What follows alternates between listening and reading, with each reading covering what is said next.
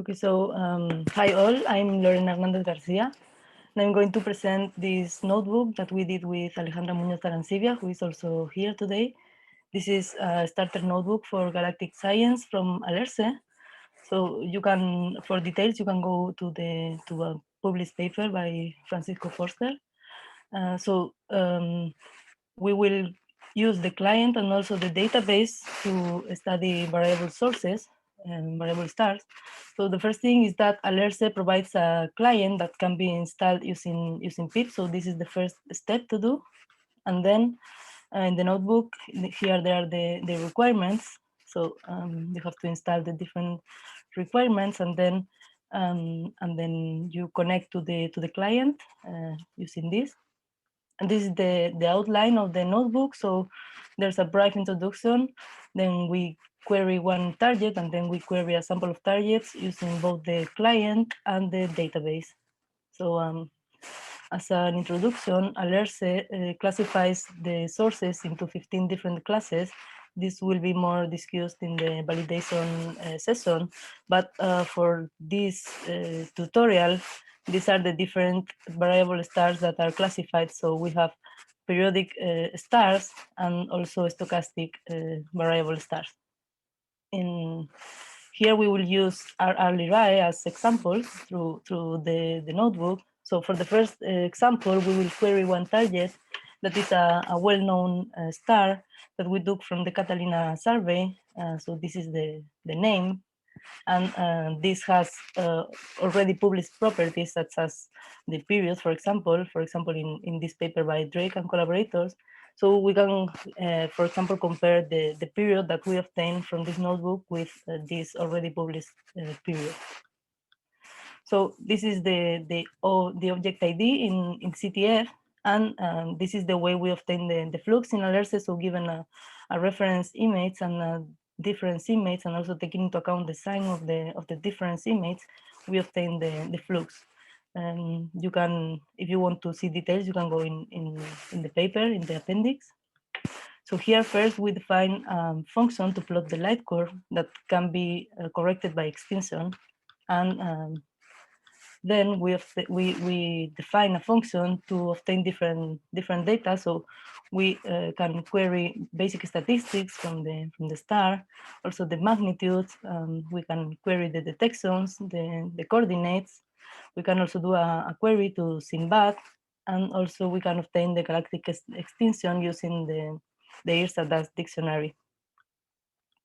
Then we can plot the light curve with or without the extinction. We can also show a link to the ALeRCE website, and we can also obtain the first image stamp.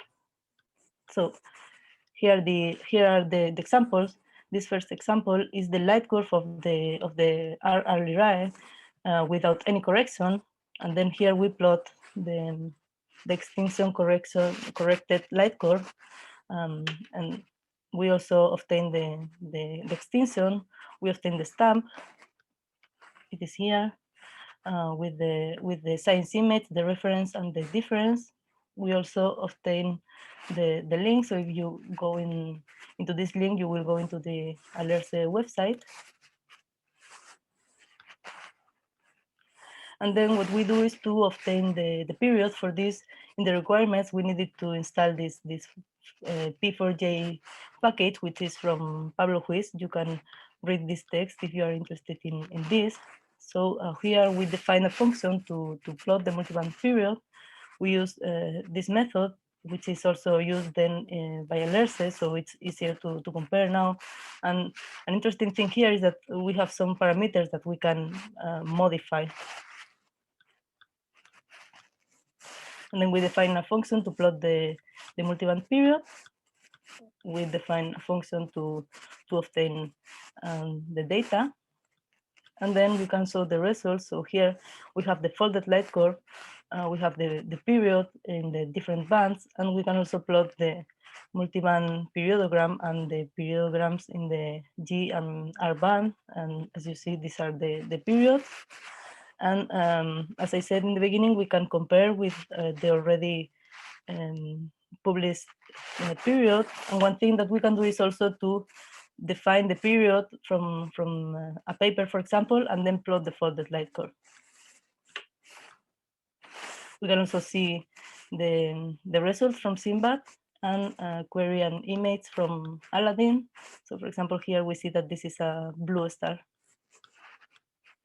So now let's see how to query a sample of targets.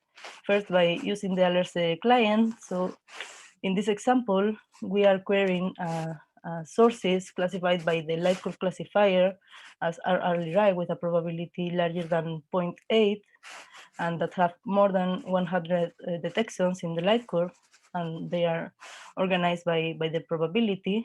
And well, we want sources that have that are detected after more than 100 days after the first light of the CTF, and we want 100 sources. So this is the result in a pandas data frame. So these are the first 5, and then we can, for example, plot an histogram. So here is an example of an histogram of the number of detections. So as we said, the minimum is 100 detections.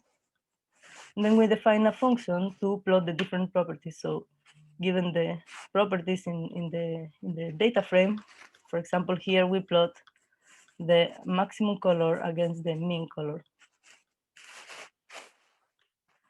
Finally, I will show an example of how to use the database to query a sample of ALeRCE. This is more useful when you want to query many sources. So the first thing is to connect to the ALeRCE database. So here are the credentials, and we can connect with this PsychoPG package.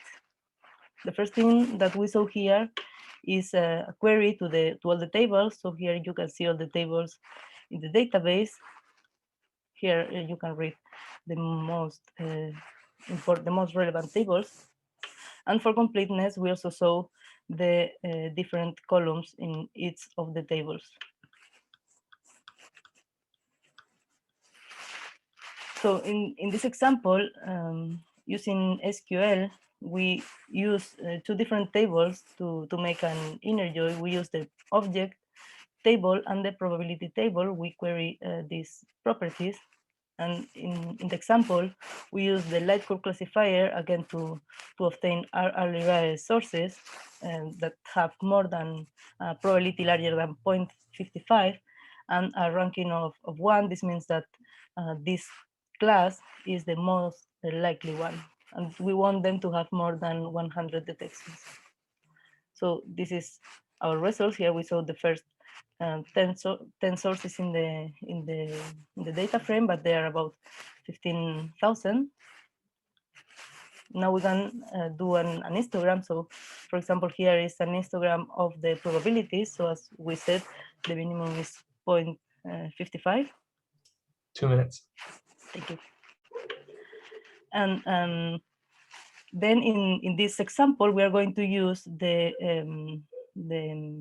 feature table, and we are going to make a plot of the amplitude against the multiband period. Note here that, well, for the multiband period, we are going to use this method that is the one that I said in the beginning.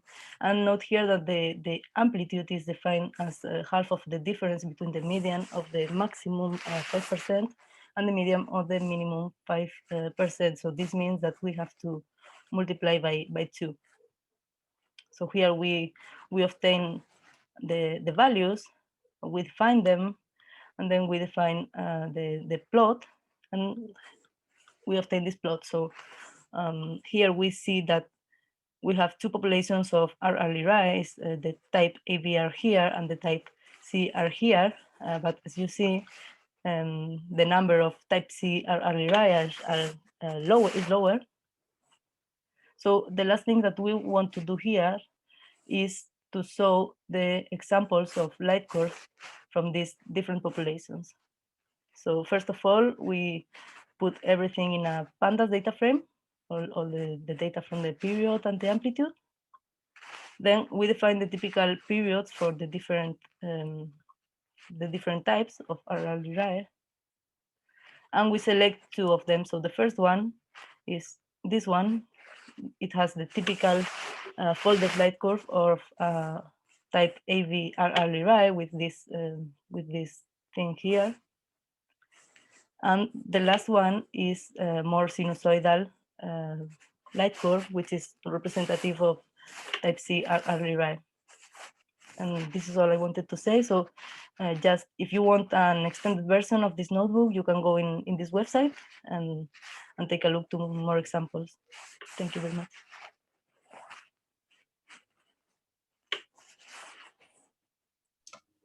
Excellent. So I see one question that's in the Slack. It's from Roy Williams. It says, beautiful science, but I see you support SQL queries in the API. What is the subset of SQL to prevent hacker attack? What if the query is drop table object? Sorry, can you repeat the question? So the question, I think, is asking how you're protecting against SQL injection attacks. So how you're preventing someone with malicious intent or to inject SQL code in their query that might delete your data, for example. Oh, I think this is more a question for the engineers, or maybe Francisco can answer this, maybe in the Slack. Yeah, so Okay. we're only providing read access. So the credentials only give you read access, but then we can continue the discussion.